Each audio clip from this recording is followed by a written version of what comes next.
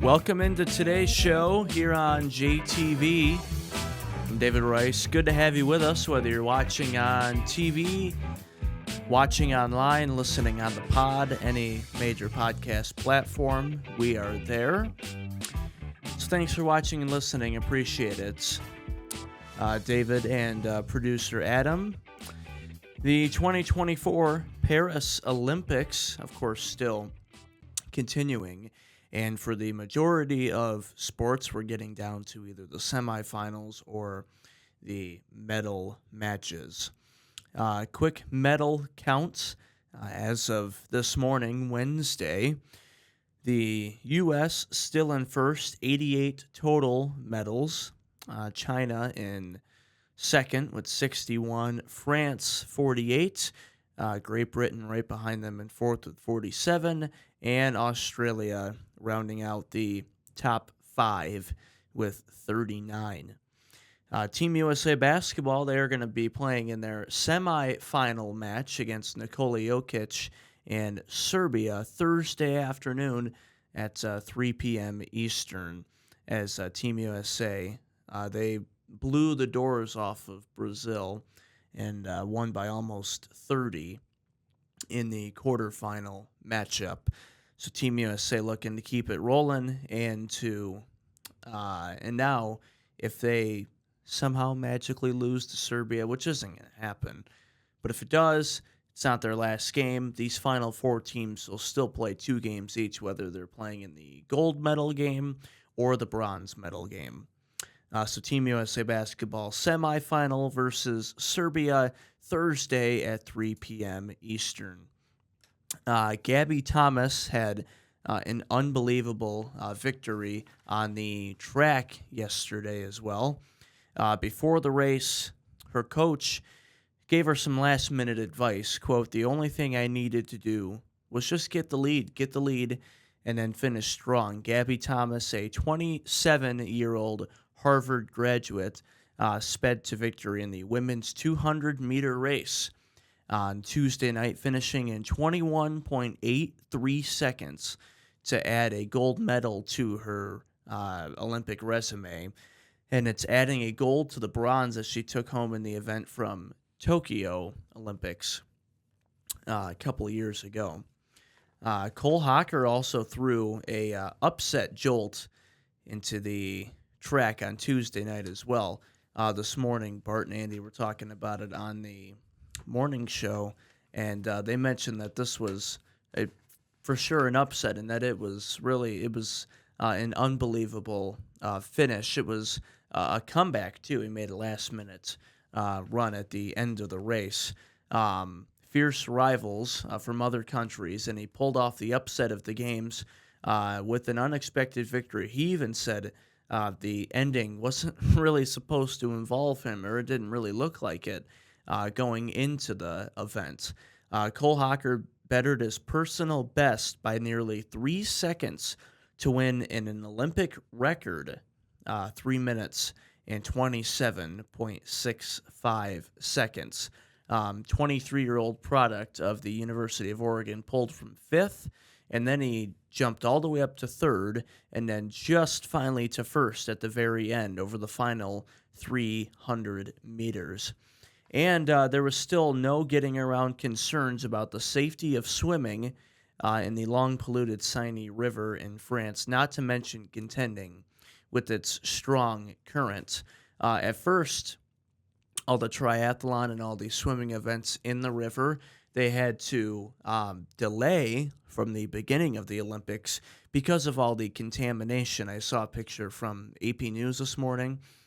Just a regular American. He's not an athlete, but he decided to take a jump in the river today. What's the contamination going to do to him? Is it going to hurt him? He was fine. He made it out alive, and he was not hurt or contaminated, or I don't think he's got any diseases. That's yet, at least. Who knows when that might happen? But a hardy group of endurance swimmers dove into the waterway Wednesday morning, their one and only chance to check out the river before they started handing out the gold medals. The training session alone, not even the actual match, but the training session, didn't receive the go ahead till about 4 a.m. Wednesday morning when World Aquatics got the results of the daily testing that showed that the water was within, quote, acceptable guidelines for illness causing bacteria. And Tuesday, they actually canceled the events that were supposed to happen Tuesday because of the less favorable readings on the river and the water testing. So at first they canceled it, a lot of those events, because the water was contaminated. They put in millions and millions of dollars in testing and resources to try to get to the river up to standard enough to be able to have these swimming events. And now it's really thrown off and affected those triathlon and all of the water events in the river. But hey, shout out to the the random American guy though. An older dude. He just they got a picture of him in the article too. We'll have to put that on, or we'll have to show you later in the show. But he jumped in the water and then took a picture after. Just no big deal. Apparently, if it doesn't hurt him, I don't think it should hurt the Olympic athletes. But again, Team USA leading with a total of 88 medals so far in the 2024 Paris Olympics. So, have you been watching any more Olympics since our last show, Adam? I haven't watched too much. I've watched. I talked about handball, really liking handball. Yeah. So I remember playing it in school. I really like playing handball. it's fun to watch, especially Yeah. at this like high level. But Right. yeah. So I've been watching that. I've been watching men's basketball, but other than that, not too much. I saw a little bit of the 3-on-3. That was pretty depressing. Well, our 3-on-3 teams suck. Yeah. There's no other way to put it. The Big Three, Ice Cube's league. I don't remember who was the sideline reporter, but they asked him, what were your thoughts on both the men's and the women's Team USA losing and not playing well at all in the 3-on-3 for the Olympics? And he said, we'll take the Big Three winners and challenge the Olympic gold medalists for the 3-on-3. I don't think that's gonna go well. If it was USA that won the gold, maybe, because Oh, he's again, talking about they're not- gold. He's talking about who wins the gold. Is the whoever one that- wins the gold medal for the 3-on-3 Oh. basketball, he wants them to challenge the winners of the Big Three league this year. That might actually be interesting. I wonder if they Yeah. can work that out. And it's not Team USA, so it'll be a tough game. Honestly, I'm surprised that Team USA didn't do well in the 3-on-3. But again, the athletes that I'm not saying they're bad players, of course, otherwise they wouldn't be Olympic athletes. But it's still the athletes though that we picked or had considered to pick is exactly why we haven't been doing very good though. Yeah, so I found this out. Eric told me this, and I had no idea about this, my buddy Eric. But so apparently you have to be pro in 3-on-3 basketball for like 6 months or a year to be able to go to the Olympics. So, Really? yeah, so all these guys, so we couldn't just take like, Devin Booker and all these guys and just form a super 3-on-3 team. But they have to actually be like playing 3-on-3 basketball. I didn't know that either. Yeah. But the thing is, though, the women's 3-on-3, Haley Van Lith is still a college athlete, though. She's not. She's Well, I just guess playing pro- NCAA. She's not. She hasn't even played in the NBA yet, so she's not even in the pros. So Right. I don't know how I guess she's on pro, the team. I guess pro might not be the best way to say it, but they have to perform like in a 3-on-3 basketball tournament or something else leading up to it to be able to do it. And none of the NBA players were eligible for that. So that's why you got like Jimmer Fredette and whoever else. I forgot about Jimmer Fredette till it was announced that he was going to be on the team. I was like, where? Because he just came out of no. Wasn't he playing in Europe though, or Asia? I think for Yeah. a couple years. Um, hey, take Dwight Howard with you too, Jimmer Fredette and Dwight Howard.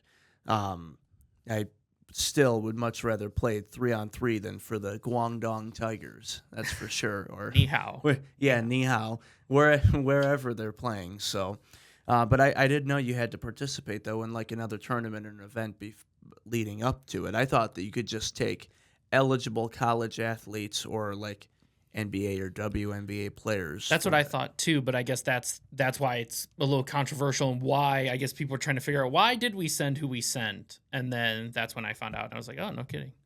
Well, I hope we put the best athletes out there possible for the next Summer Olympics 2028 because the next Summer Games are going to be back in America. It's going to be in Los Angeles 2028. So I just I hope. I mean, obviously the regular basketball, both the men's and the women's are going to win the gold. But 3-on-3, I hope they put that on TV too. If they actually do end up doing a big three challenge versus the gold medal winners, I think that'd be an interesting game to Yeah, I watch. think that'd be cool. I totally think that they would televise that. I bet that would be like a big event. So yeah, it'd be interesting. Get like ESPN to do it or something. I think Yeah. that'd be cool. Well, at TNT, that'd be their only chance after next year to show basketball. So, and Charles Barkley actually just to switch gears here quickly for a second. Charles Barkley originally he was going to retire after this next NBA season, but he said despite TNT not having basketball after next year, he's still not going to retire. He's going to finish out his 10-year contract. After next year, he'll still have 7 years left on his deal. But that makes me wonder, well, what's he gonna cover? I mean, the TNT still has March Madness games, so it's CBS and True TV and TBS, but that's only for a month out of the whole year, because he doesn't do baseball, and they only have one other like miscellaneous event on there per year, like the match, a golf event or something. But I don't know what Barkley's gonna do though, other than the NBA. Like, are they gonna add handball to TNT or something? I don't know. They might just have him do other stuff, but I don't know. I think they got to find something for him to do. Right. So I mean, they got to do something. But he'll be there for March Madness, and they have the special college basketball game like every week or whatever, like every Saturday or whenever they have the big games. But so they'll find something for him to do. He won't be gone. We'll be seeing him for a little bit for sure. For sure. So we've got a really packed show, though, coming up. We'll be talking upcoming sporting events and different happenings at Jackson College, Jim Harbaugh and the Wolverines, and some baseball and NFL news to catch up on. So still a lot to get to. We've got more of the show coming up.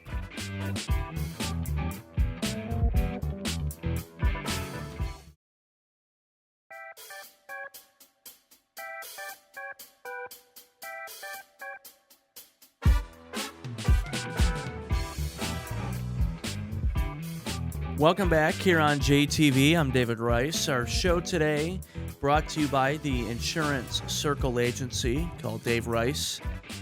And visit myinsuranccircle.com. You can visit them in Battle Creek and right here in Jackson. I want to mention a couple of things happening out at Jackson College. There's always something happening at Jackson College. Their beautiful, new, renovated, updated campus. So got a lot of things. Check them out there. Coming up not far from now, August 12th, their new fitness court, their Priority Health Fitness Court, they're going to have a ribbon cutting August 12th at 5 p.m. Light refreshments and a short couple of remarks. So if you can come out to that, we have a story on our website, jtv.tv, from a while back and some pictures of it and more info on the new fitness court. Also, the JC Youth Soccer Camp coming up August 15th and 16th, noon to 2 p.m. It's $50 per player. And the 12th annual JC Jets Athletics Golf Outing happening late September, Saturday, September 28th at 9 a.m. happening at Lakeland Hills Golf Course.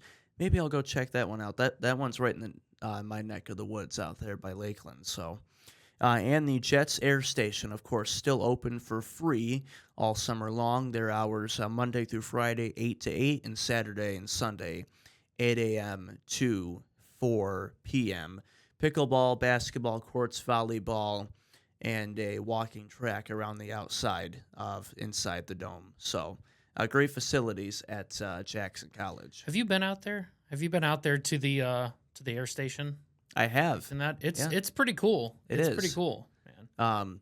It gives every team, doesn't matter what season it is, the ability to still practice. Yeah, and it's a really nice facility. I went out there when I went out there with Bart for the ribbon cutting and to do the segment, and it was a really nice facility, and kind of we had it all to ourselves for a little while too. So just walking around, it's just really cool. I remember Bart saying it reminded him of like the Silver Dome, and that's what it feels like when you're in there. When you look up and see the dome, it's really cool. People should check that out. Right. And before we filmed our first on-deck discussion for baseball, we got a That's chance to right. go in there and look around for a minute. You got to say the so- actual story, what happened. So here, I'll just say it really quick. So Austin said that we were meeting somebody to do an on deck discussion, like we said when we did a couple of them when we were doing the game, and he thought that's where we were meeting. So we just walked in there. It was still under construction, totally not open, and we walked in there Right. and we were standing there. We're like, this place is so cool, and then it was just like, oh yeah, that's right. This isn't the right spot. We got to go somewhere else. But yeah, so we're we did filming get a to- baseball segment. Yeah, We're inside yeah. somewhere you can't play baseball. It was hilarious. Shout out to Austin. Though. Then it was like communication for about 10 to 20 minutes. Where are we supposed to be at? That's too funny. But it was still cool to go Yeah, inside and look, yeah. though. It's a great air station, great campus out there for sure. at Jackson College. So if anybody, by the way, speaking of like the on-deck discussion and different things we filmed on campus there, if anybody missed the 2 episodes we did, you can always go back and look at the archives from them on our website. It was cool, too, looking at the new baseball and softball fields out there. I know we did a couple of baseball games there live, too. Yeah, for sure. And it was really cool. Those fields are so nice out there. They're so great. So yeah, I was there for when we had the ribbon cutting for the fields as well. So Yep. seeing the old ones and seeing that, it's really cool. It's definitely an upgrade for them. For sure. So shout out to Jackson College and the Jets. Again, their fitness court ribbon cutting coming up August 12th at 5 p.m. And then later this month, August 15th and 16th, youth soccer camp, noon to 2. So a lot of cool things happening. And not even just sports, but other activities happening out there, too. They've got that new observatory, the astronomical observatory you can see at night. I haven't got a chance to go out and check that out, but I got to imagine it's pretty cool being in there at night and watching everything. Yeah, and that's a great space for it too. 'Cause It it's is. out in the, it's out in the middle of nowhere, so you don't have all the light pollution. So yeah, it's probably really cool Right. to see for sure. So switching gears here, some big news coming out earlier today, Wednesday, about the Michigan Wolverines. Now, if you've been following this whole, we'll call it fiasco of a case pretty much, with Michigan, you know that you've been pretty much expecting some sort of punishment or any fines, anything like that to happen for a while. And as of earlier this afternoon, Wednesday, former Michigan coach Jim Harbaugh has received a 4-year show cause penalty for his role in the Wolverines recruiting violations case, the NCAA announced Wednesday. The punishment is unrelated to Michigan's sign-stealing scandal, which is going to result in additional penalties. The NCAA Division I Committee on Infractions determined that Jim Harbaugh violated recruiting and inducement rules, engaged in unethical conduct, failed to promote an atmosphere of compliance, and violated head coach responsibility obligations. Of course, Jim Harbaugh is no longer a college coach. He's in the NFL coaching for the LA Chargers.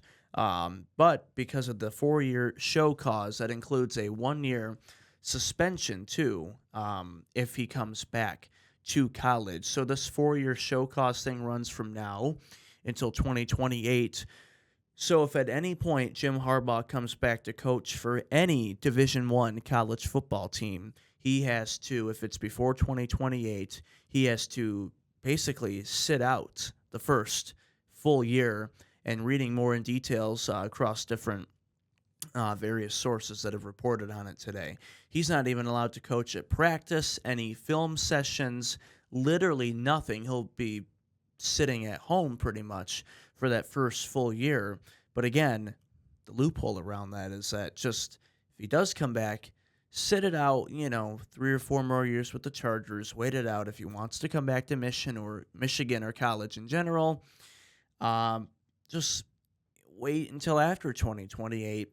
I don't think this punishment, and this still has nothing to do with the counter stallions or the sign stealing case. That's a whole nother thing, and we'll have more updates on it on the shows next week. But again, this punishment just in itself, I don't think is worth.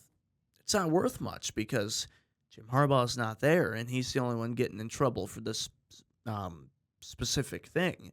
And again, I think the NCAA, and a lot of people probably feel the same way, but I think the NCAA has been kind of a joke for a while. And they've been coming after Michigan since Jim Harbaugh was there, and now they're finally getting on him with official punishments. And don't forget, almost all of last season, he got suspended twice, and he only coached a couple of the games, like in the playoff and the national championship. Otherwise, Sharon Moore, who's now the official head coach, he's going to have some punishments coming soon with the sign stealing case. But again, Jim Harbaugh only coached a couple games last year anyways, and this punishment does nothing regarding this whole situation because, again, if Harbaugh's not there, I mean, what are you punishing him for? I mean, you're not punishing him for anything, really. So more to come on the Michigan Wolverines. And the violations included also for Jim Harbaugh texting during the COVID-19 recruiting dead period, analysts performing on-field coaching, and coaches watching workouts over Zoom during the shutdown. Quote, Harbaugh's unethical conduct and failure to cooperate, as well as what the NCAA described as his provision of false or misleading information, constituted a Level 1 NCAA violation, according to their announcement. So, again, Michigan coach Jim Harbaugh, former coach, now as of earlier this afternoon, Wednesday, received a 4-year show cause penalty for his role in the recruiting violations case. And more has been coming out this week on the sign stealing case too with Connor Stallions. A news source did confirm that picture, the screen capture from the broadcast where the guy was in Central Michigan gear on the sidelines, they did confirm that was Connor Stallions, indeed. But somebody asked Jim Harbaugh about it at a Chargers press conference, and again, especially now that he's gotten in trouble for now this 4-year punishment, somebody asked him his thoughts on it, and he's like, I mean, of course we know what he's going to say already, but it was basically a deny, deny, deny. And somebody asked him, though, because it did come out and it was confirmed that Connor Stallions, that was him. He's like, I wasn't aware of anything that happened. Which, again, as much as, we're Michigan fans and we like Jim Harbaugh, there's no doubt you're the head of the program, and how do you not know something's going on? You know what I mean? And same thing in the Urban Meyer case, which is why he was suspended for those first 3 games of the Ohio State season a few years ago, and then ultimately forced to resign. Same thing. In that case, how did you not know about some of the actions from one of your assistant coaches? It's the same way.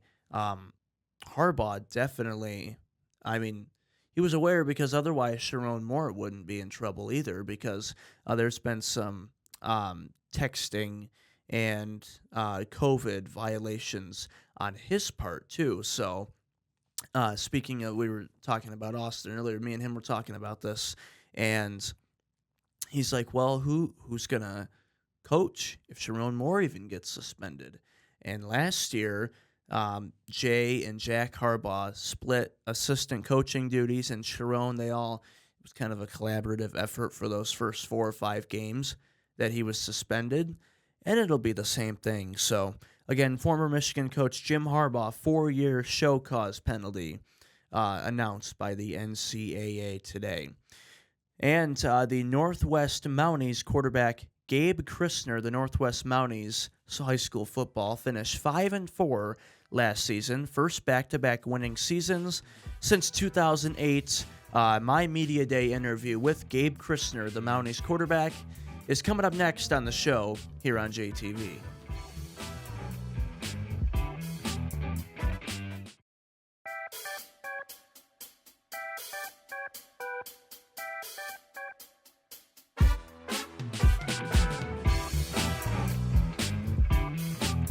Welcome back here on JTV. I'm David Rice.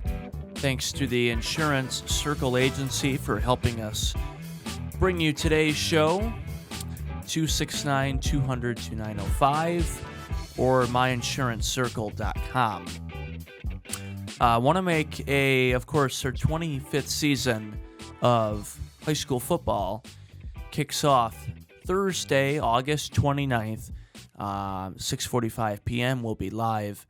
Myself, Josh Brigette, and Max Fritz will be live from Lumen Christi High School. Adam, I know you and our whole crew will be there for the first game of football. Lumen Christi, the back-to-back state champions, hosting a conference contender for the Cascades in Michigan Center. So looking forward to it. Our 25th, can't believe it already, 25 seasons. Isn't that crazy? 25. How many have you been around for? How many was it? This will be my 6th coming up. 6. My goodness. And I think did you start here before I did though? Like it's sports? Doing sports? No, I think you were already here by the time I was I think here. I got a year in before. Yeah, I think it was early on for sure. Okay. Because I really our entire, and we talked about it a little bit when Noah and Austin were on the show Monday, but we talked about how our broadcasts have changed, going from literally one camera, the radio and the TV mic taped together, to now, having our mobile production unit. And shout out to the rest of our JTV sports crew and everybody behind the scenes for making this possible. And want to give a shout out, of course, to our title sponsor for year 25 of high school football on JTV, Minuteman Sewer and Drain.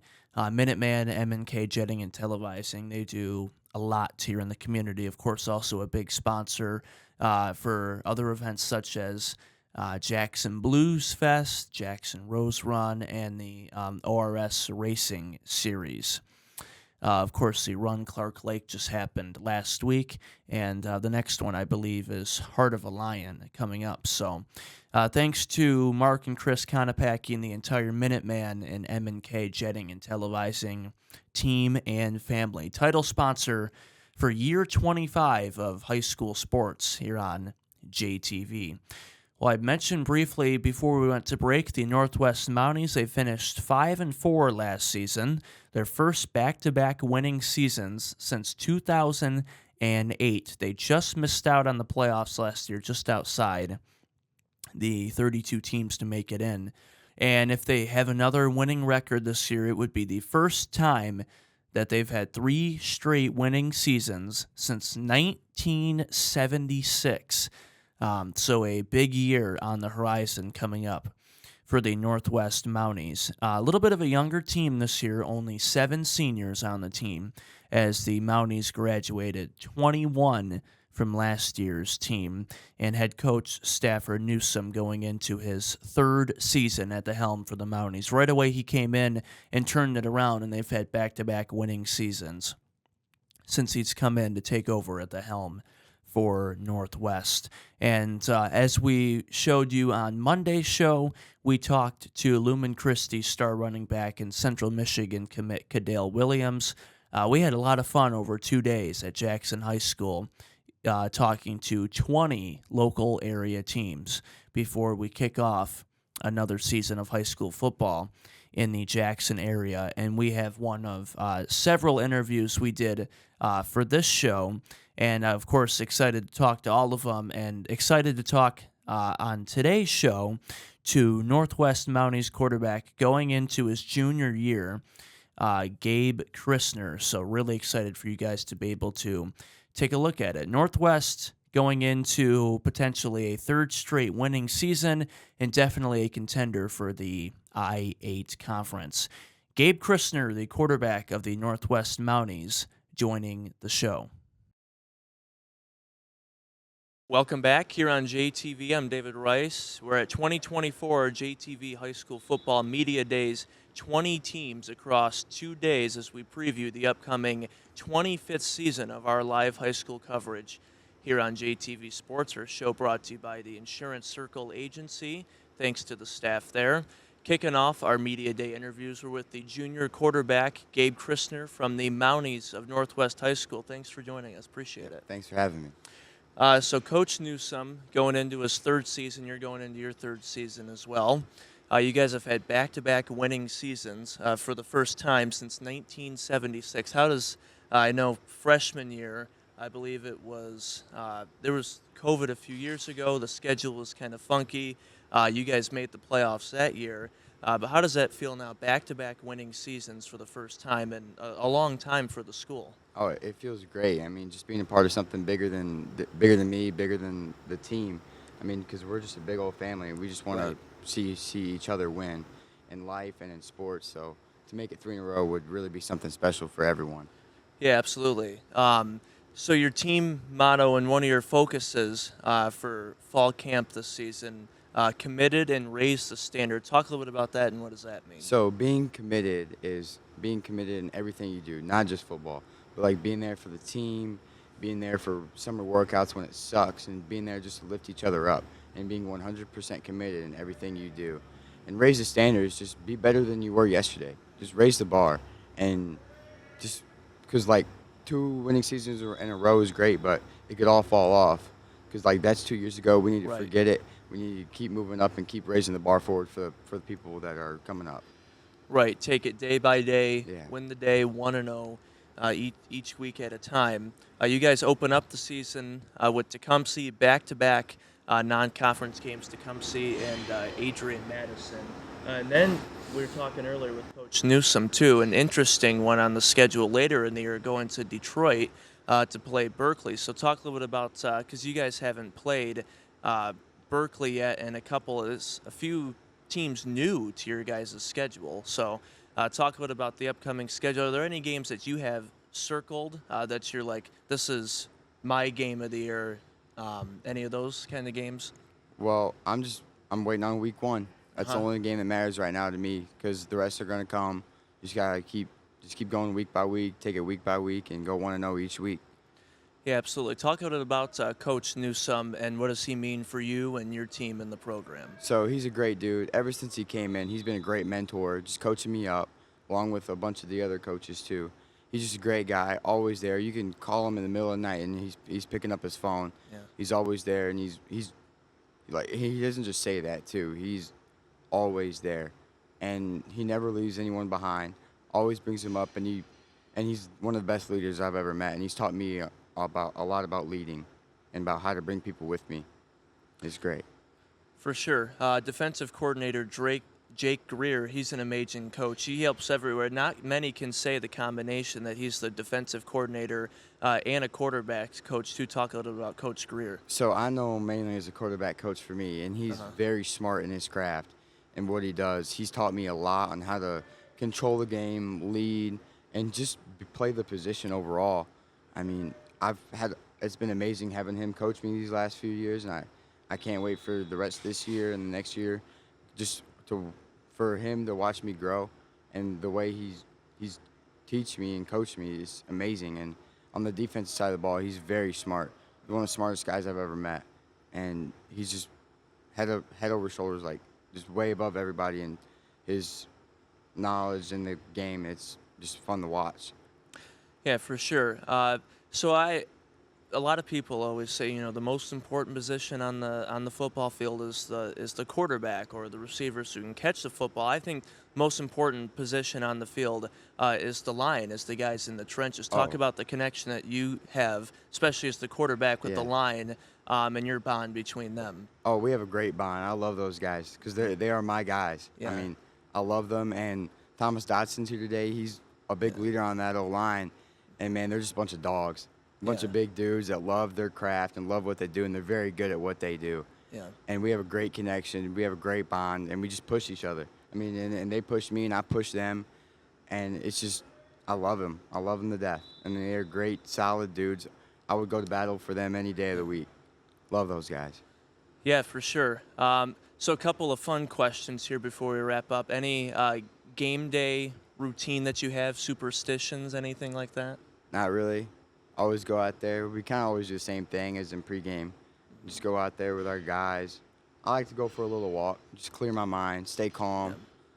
Just love that Yeah, stuff. I know J.J. McCarthy does the meditating Yeah. under the goalpost, and he gets his mind right, puts the headphones on, and zones out, and that's what helps him stay focused and get ready. Yeah.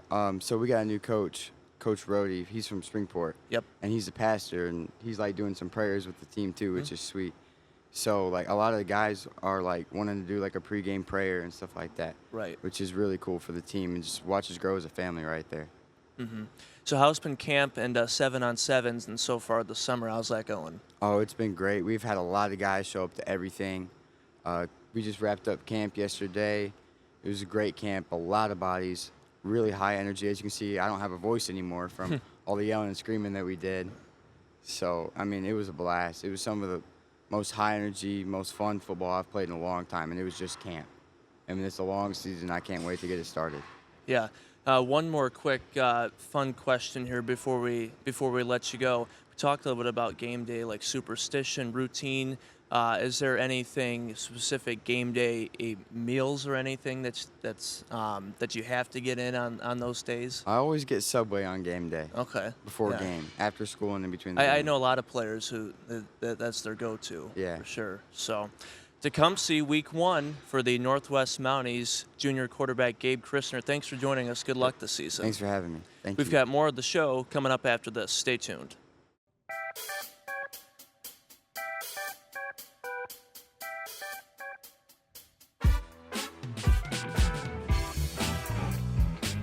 Welcome back here on JTV.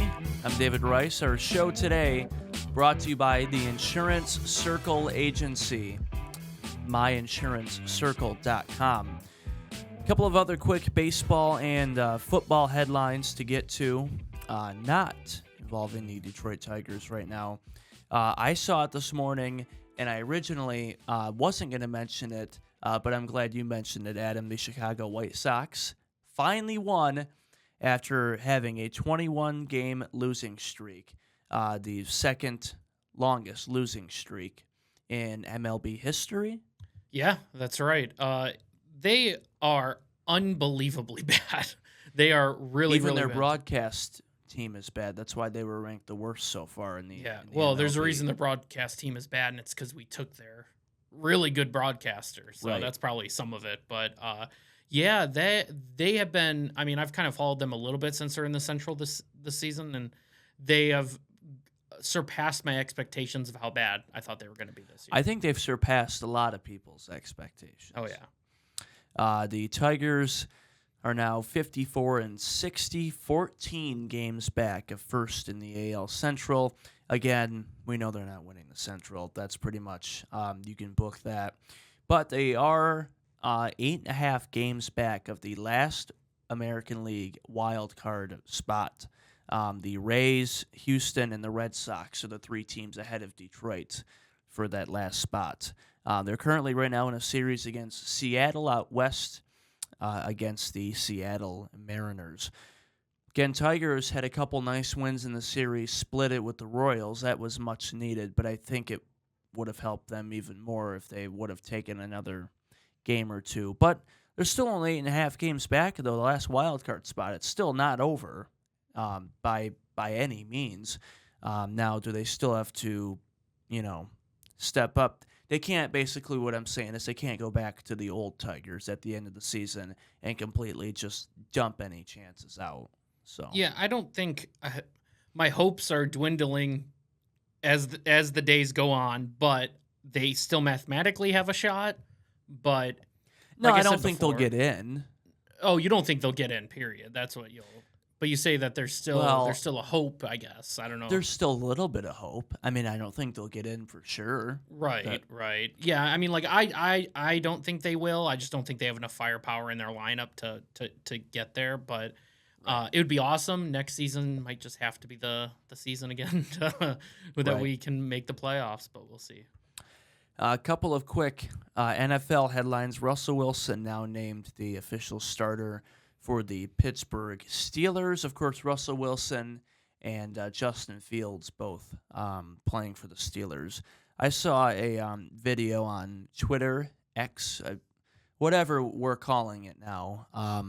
It was a fight it was a big team fight at the Steelers training camp, and somebody said it involved Russell Wilson, and that ended up being false. Russell Wilson wasn't anywhere in that camera shot at all, so I don't know who came up with that. But there was an actual fight that did happen. We'll just say the Giants and the Lions just were. I don't know how would you describe the fight, but it was just a giant pool of them just going. They were at it, pretty scrapping. much. They Yeah. were scrapping in this fight. That's a back alley type fight there. Just a mob It was of awesome. them. It was awesome. Each team was officially fined earlier today, actually $200,000 each. And the NFL preseason too starts this weekend. So we had the Hall of Fame game last week on Thursday, Texans and the Bears, which actually didn't they didn't even end up finishing the game, or it was delayed. Oh, real? I didn't get a chance to watch it. I think we even didn't talked either. about I wasn't going to watch it. So like, what ended up happening? Like they Weather. canceled. That stinks.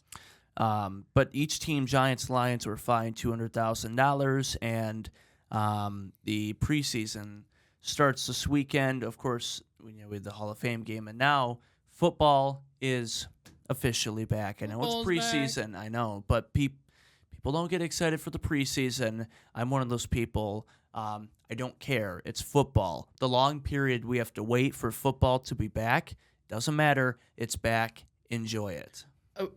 Playing devil's advocate, would it be better if we just didn't have the preseason at all? Could we get away with having zero preseason? Because then that first game of the regular season, I like that it means idea. that much more because it's like, Right. oh, football's back and this first game matters. Yeah, and because again, most of the starters and the key players for every team, they don't play anyways in the preseason. Now the Packers are playing all of their starters though on Saturday against the Browns in their first preseason game to quote shake off the rust. But That's interesting. why? I mean, And if you then- want to make a deep playoff run, I wouldn't Yeah, do that's- that. I wouldn't do But that. they're gonna play for a quarter. It's not like they're playing the whole game.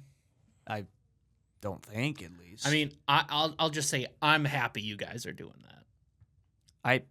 I could care less either way, whether they're playing or not. I'm just looking forward to our JTV fantasy football draft, though. Yeah, that's Coming gonna be up. fun. Do we have a date set for that, by the way? I don't think we have a date, but I think we're gonna do something soon.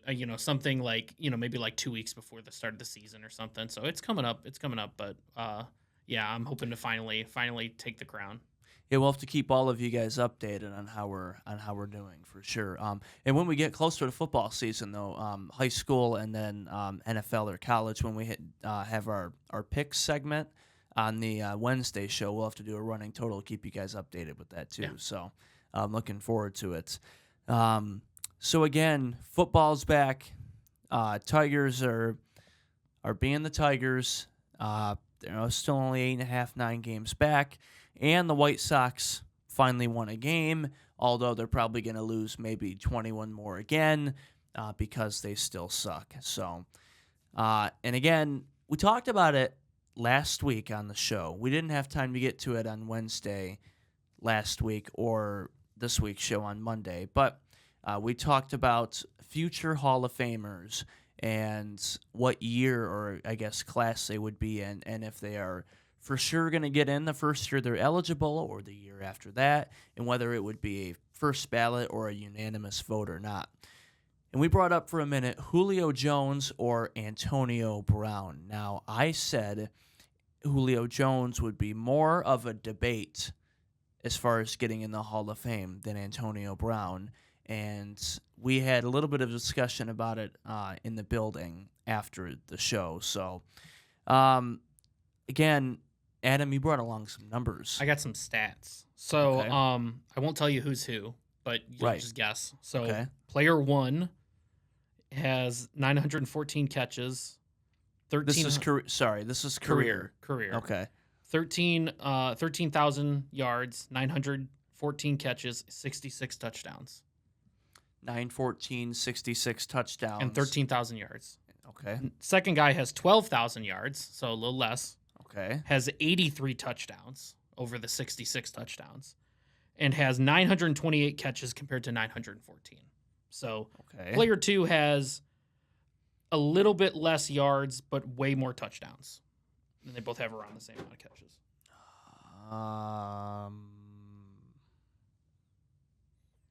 I don't know. This is tough. I mean, it makes it even tougher because I don't. I mean, the Yeah. point of it is I don't know any of the both names, but So I'll tell you this. I'll just tell you who's who. So Julio Jones is the one with 914 catches. So he has more yards, slightly more yards, but way less touchdowns, which totally makes sense if you remember during that time when he just could not score a touchdown. There was like that, Yeah. it was like for like a few seasons, I think. right. But yeah, so I mean, looking at those numbers, those numbers are both really good. Antonio Brown, to me, from those numbers, is a for sure Hall of Famer. Right. And I think Julio Jones, I think he'll be in the Hall of Fame, but the discussion was which one is more like for sure guaranteed. And I think you're right. It is Antonio Brown over Julio Jones. When you look at those numbers, they're close. All the numbers are very close, but then it's just Julio has more yards, sure, but the Right. touchdowns is what messed him up. If he had the same amount of touchdowns, it'd be different.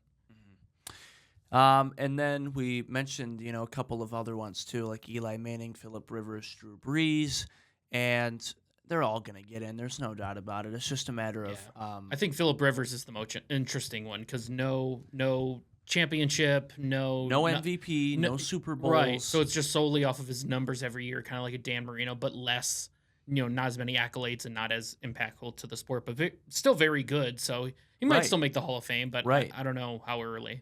Yeah, for sure.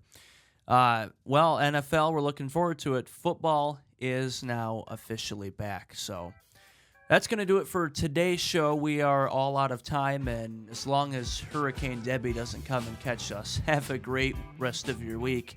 We will be back Monday. Thanks for watching and listening.